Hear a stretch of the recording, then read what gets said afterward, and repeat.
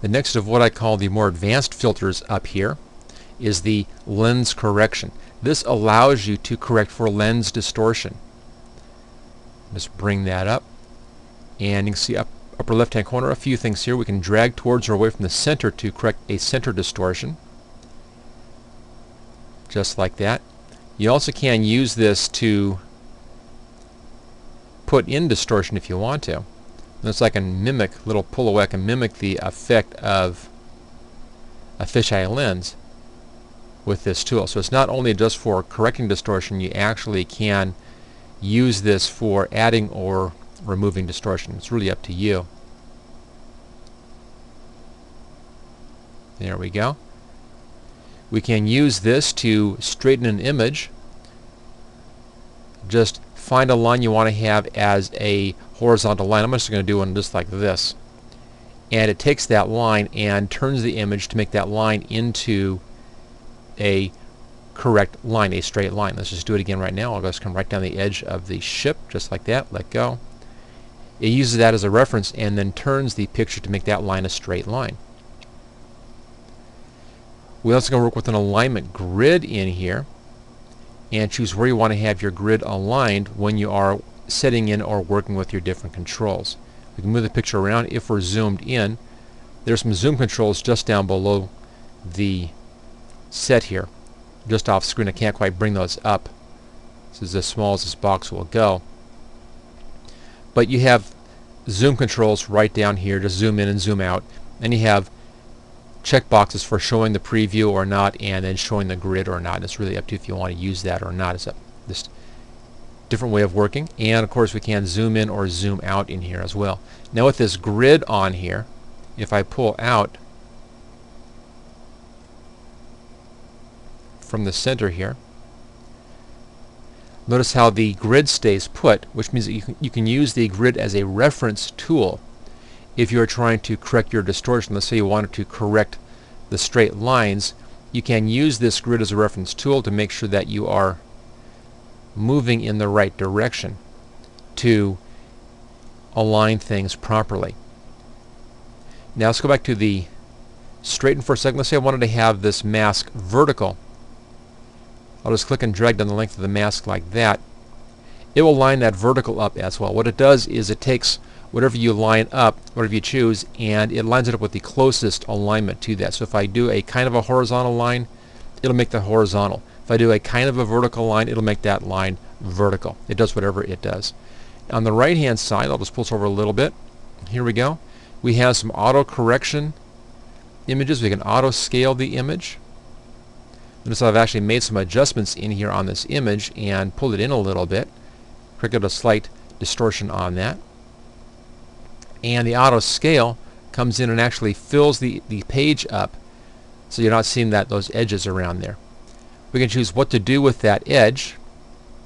Let's just show that edge extension. Pulls the edges out. Transparency just leaves you a transparency in there. This is if you're not using the auto scaling. Put in black or put in white. Different options, whatever you want to work with. There we go. Put back in the auto scaling. You can do a search in here for a specific camera make, model, and lens model. Just do a search down here for your camera, a search for the model. Let's take a look here at the Nikon cameras. You can choose a camera model from there. Here's a Coolpix 600, and there is a lens. And what this will do is it will take these settings and then put the correct camera adjustment to compensate for whatever this particular lens would do. So you can, if you're not really sure, if you don't want to do it visually and you know what you're working with, you can come in here and then make this adjustment. Personally, I think that visually is a better way to go than the auto corrections, just because what you're looking for is to have the picture look correct as opposed to having it be exactly perfect. This, of course, is useful if you have to have it perfect for whatever particular reason.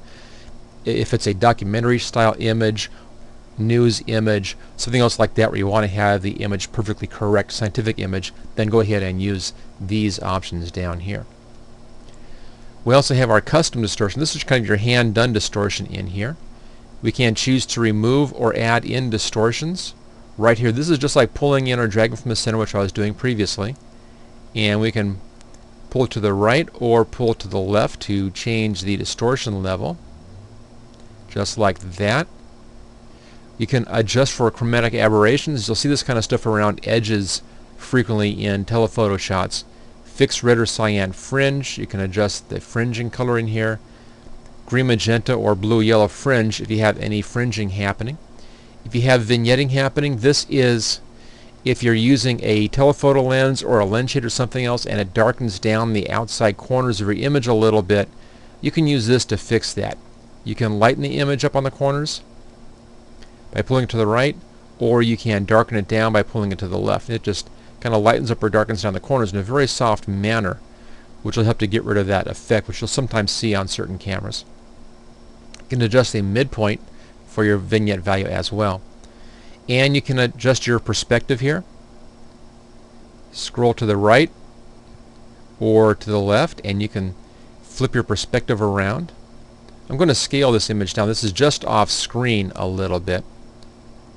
It's the bottom option is scale. You can actually scale the image up or scale the image down. I'll pull it down just for this discussion. Right here, you can almost see this in the window. This is an angle. You can adjust the angle of the image by pulling this around, or there's a box to type the angle in. Now that we have that set, we can look at the vertical perspective. There we go. Pull to the right or pull to the left, pulls the top out. So you can use this to adjust the perspective of the image. And same options for the horizontal, just like that. So very, very useful and very powerful tool in here to come in and correct an image to make sure that you get rid of any of these kind of odd little angles. For instance, right now we're looking down from a height, looking down at this ship, and by looking down on the ship, this will actually be giving us a little bit of distortion here, just a small amount. We're not that far above the ship, but a small amount of distortion where the top is going to be larger than the bottom as far as perspective correctness goes. So I can go over here to my vertical perspective and I can make the top just a little bit smaller to correct for that distortion that's being put in because of my point of view on this ship. Not really noticeable here. This would be very noticeable, of course, if I was looking at a building where you may see your building get real small towards the top of a tall building. You can correct that or even just minimize that. Also, if you're in a, let's say, picture of a forest, you'll have trees. They'll tend to be moving in towards the middle of the picture, towards the top, and you can adjust that using the vertical perspective. So there we go. Very useful filter, and that's the lens correction tool right there. Thank you for watching my video. I hope you found it useful. If you like this video, click on the like button below to let others know. You can click the subscribe button so you don't miss any of my videos in the future. I'm frequently uploading new training videos. Don't forget to check out my website at howtogurus.com. You can share this video with your friends and coworkers. Just click on share and then click on the social media buttons. Feel free to comment on my videos. I try to answer all comments as quickly as I can. And finally, you can get all of my training videos on DVD at howtogurus.com. Thanks again for watching.